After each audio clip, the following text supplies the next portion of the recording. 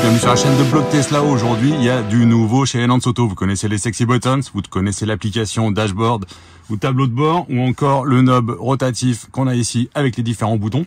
Et bien, aujourd'hui, il y a une mise à jour qui vient de sortir. C'est la version 4.8.1 que m'a envoyé Enhance pour que je puisse vous la présenter. Donc, qu'est-ce qui change dans cette version? Vous retrouverez tout ça sur le site blogtesla.fr. Et puis, on va en parler ici un petit peu dans la vidéo. Donc, avant de commencer déjà, au mois de septembre, avec Enhance, vous avez un code de réduction, Blog Tesla FR, comme d'habitude, qui vous donne une belle réduction de l'ordre de 10%. Et surtout, pour toutes les commandes pendant septembre, il y a deux choses. Une, il y a des goodies qui vous seront offerts, ou éventuellement deux sexy buttons pour certaines commandes. En fonction de ce que vous allez acheter, vous aurez soit des goodies en cadeau, soit des sexy buttons. Et pendant tout le mois de septembre, et je crois même qu'ils vont continuer après, Enhance s'engage à planter un arbre pour chaque commande.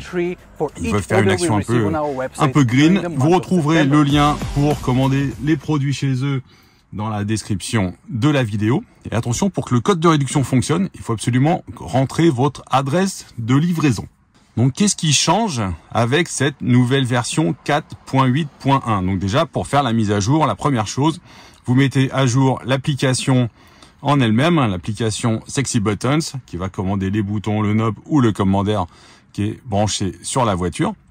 Et ensuite, vous mettez à jour, ici, vous aurez un petit logo qui apparaît pour vous dire qu'il faut mettre à jour le commandeur ou le knob. Alors, qu'est-ce qu'il y a comme nouvelle fonction? Il y en a pas mal dans cette mise à jour. La première, c'est ouverture automatique du coffre. Tout simplement, vous allez être dans votre voiture au moment de sortir, vous ouvrez la porte et vous appuyez sur le bouton ici pour lui dire, quand je vais revenir à la voiture, tu vas m'ouvrir le coffre automatiquement. Donc la voiture va détecter votre téléphone et elle va ouvrir le coffre. Ça marche une fois. À chaque fois que vous sortez, vous appuyez sur le bouton, ça active cette fonction, elle attend et ça va du coup ouvrir le coffre automatiquement. Ça marche une seule fois donc, et ça marche à une condition, c'est que la voiture ne soit pas complètement endormie.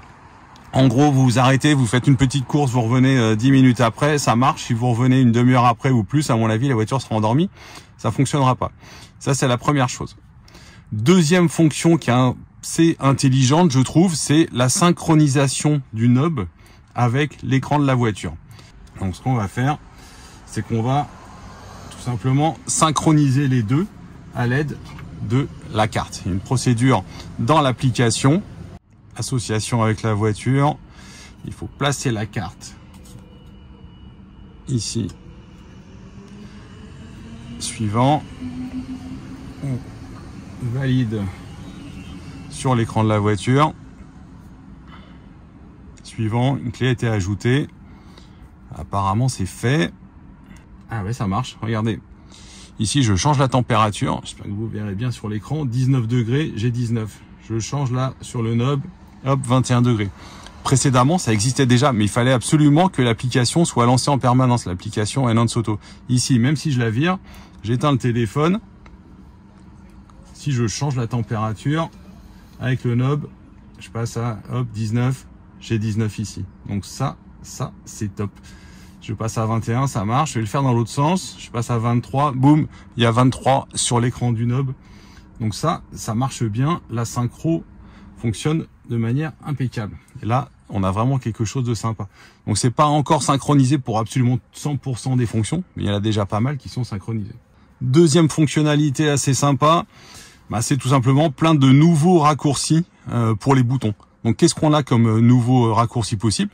On a le mode chien qu'on peut activer, le mode camping, on peut allumer ou éteindre la ventilation, et un truc qui va intéresser les propriétaires de Tesla Model 3 Highland, on peut maintenant utiliser un bouton pour allumer ou éteindre la ventilation du passager avant.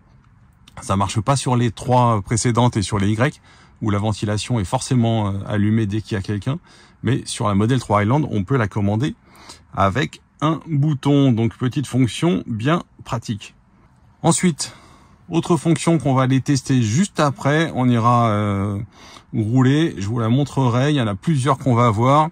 Il y a l'autopilote continu, donc vous savez quand on est sur l'autoroute, dès qu'on met clignotant, ça désactive l'autopilote, comme d'habitude.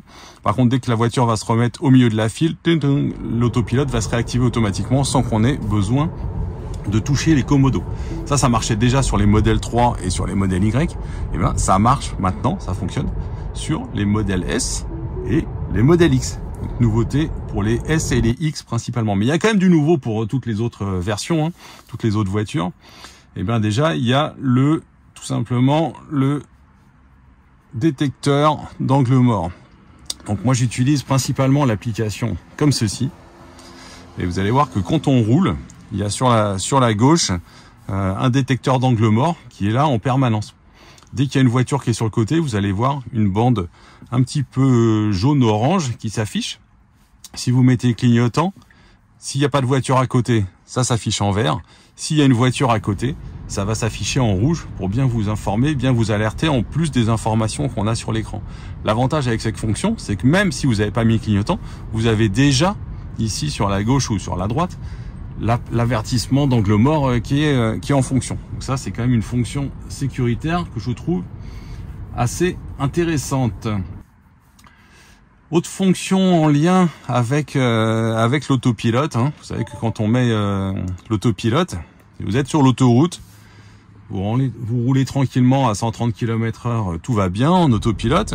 Et puis s'il y a un moment vous voulez dépasser quelqu'un, parfois ça arrive de passer au-dessus de 140 km/h, hein, même sans faire hyper attention, sans vouloir faire d'excès de vitesse. Ça arrive lors d'un dépassement. Et à ce moment-là, comme vous étiez en mode autopilote, il suffit d'accélérer un petit peu avec la pédale, vous passez au-dessus de 140 et tout de suite, vous avez gros écran rouge qui s'affiche et vous dit que vous avez fait des bêtises. C'est pas hyper grave, vous ralentissez, mais vous pouvez pas remettre l'autopilote. Il faut s'arrêter, remettre l'autopilote, et surtout, ça vous compte je sais pas comment on l'appelle, mais un strike, une erreur en tout cas. Et au bout de 5, l'autopilote est désactivé pendant une semaine. Donc ce qu'a fait Enhance avec la mise à jour, hein, donc là c'est uniquement la mise à jour du Commander, c'est pas lié au bouton ou c'est pas lié au knob en lui-même. C'est le boîtier de commande qui est branché sur la voiture. Ce qu'ils ont fait, c'est que dans cette situation, juste avant d'être puni par la voiture et que l'autopilote soit désactivé, ça va désactiver automatiquement l'autopilote. Vous faites votre dépassement, que vous dépassiez ou pas 140 km/h, et dès que vous avez fini, hop, l'autopilote va se réactiver automatiquement. Donc d'une part, il se réactive tout seul, c'est cool, comme d'habitude, et d'autre part, surtout, vous n'allez pas avoir la punition de l'autopilote parce que vous avez un petit peu dépassé la vitesse pendant quelques secondes. Nouveauté également intéressante cette fois pour les boutons en eux-mêmes. Les boutons, les sexy buttons, vous savez que quand vous allez configurer la fonction de chacun des boutons, donc il y en a énormément, hein, des fonctions, il y en a toute une liste. Vous voyez que les nouvelles sont mises en avant. Il y a une petite icône, petit symbole bleu ici. Je sais pas, mise en charge, préconditionnement de la batterie par exemple, ou toute autre action. Et ben ce qui est intéressant, c'est que vous avez maintenant un délai que vous pouvez mettre en place pour les macros. Donc vous savez, les macros qui vont effectuer 1, 2, 3 actions possibles. Maintenant, vous pouvez lui dire à l'application, ce bouton-là, tu vas effectuer telle action, ensuite 5 secondes après telle action et jusqu'à 10 secondes après éventuellement telle action. Donc c'est à vous de trouver des usages. Enhance explique par exemple, avec un bouton, vous pouvez lui dire passe la marche arrière au moment où vous allez vouloir vous garer. Évidemment, ça marche pas quand vous êtes en train de rouler. Passe la marche arrière. Replie ou baisse les rétroviseurs 5 secondes après, et puis quelques secondes après encore, 10 secondes après, allume les lumières, les plafonniers de la voiture. Voilà un type d'exemple qu'il faut retenir, c'est qu'il y a la possibilité d'avoir des timers maintenant pour les macros. Pendant qu'on est dans l'application, il y a aussi quelques nouvelles infos qui sont arrivées. On a la puissance max par exemple, alors ici 0,3, 0,4 kW parce qu'on est à l'arrêt.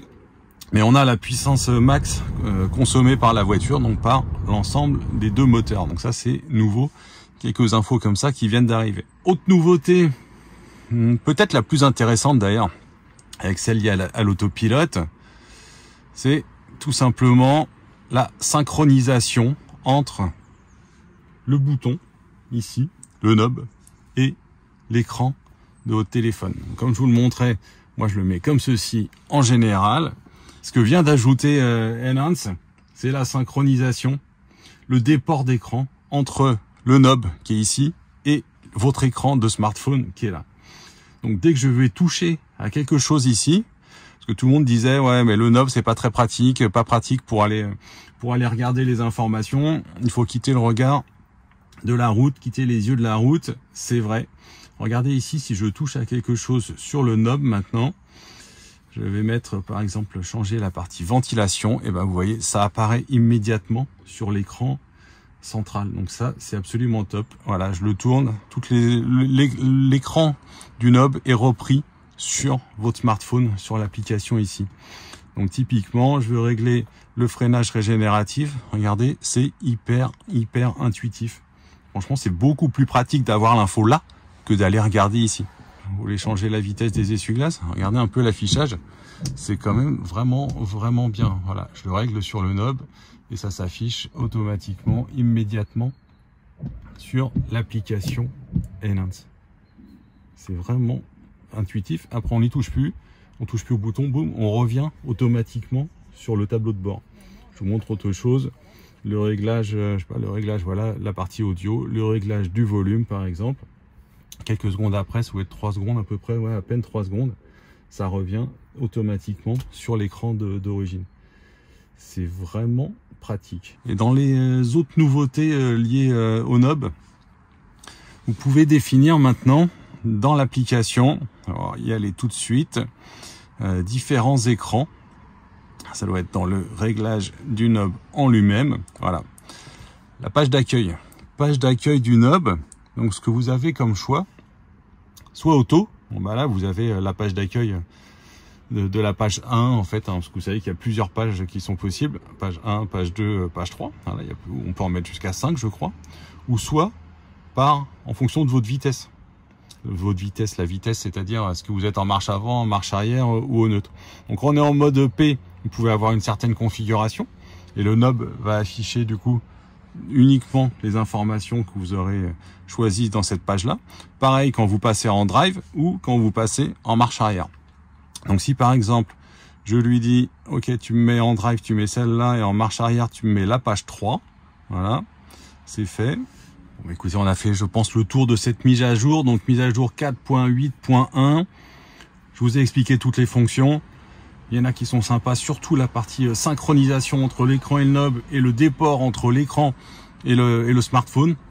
Même si vous n'avez pas le knob, même si vous n'avez pas les sexy buttons, de toute façon, juste avec le commander, vous avez une partie des fonctions, donc c'est déjà super intéressant. Moi, ce que j'apprécie vraiment avec ces produits, que ce soit l'appli, le knob ou les boutons en eux-mêmes, déjà au niveau matos, au niveau du matériel en lui-même, c'est vraiment qualitatif, c'est fiable. Ça fait quand même pas mal de temps maintenant que je les utilise beaucoup, ça bouge absolument pas, et surtout au niveau logiciel, ça évolue en permanence. Dès qu'il y a une mise à jour de la voiture, boum, il y a une mise à jour qui est proposée pour les boutons, pour le knob, pour le commander et l'application. Il y a en permanence des nouvelles versions. Moi, je suis toujours en contact avec le fabricant de ce produit. Ils sont vraiment à l'écoute des utilisateurs. Ils ont changé l'affichage du tableau de bord, ils ajoutent des fonctions en permanence. Donc rien que pour ça, je les recommande fortement.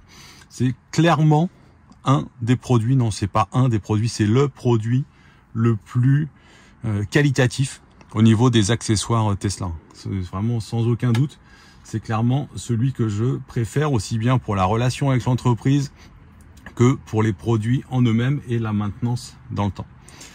Retrouvez-nous sur le forum de Blog Tesla, blogtesla.fr, il y a une rubrique forum, et dans les accessoires, vous verrez qu'on parle de l'ensemble de ces produits. Donnez-nous aussi votre avis dans les commentaires en dessous de cette vidéo, et puis à bientôt pour de nouveaux produits, de nouveaux tests sur blogtesla.fr.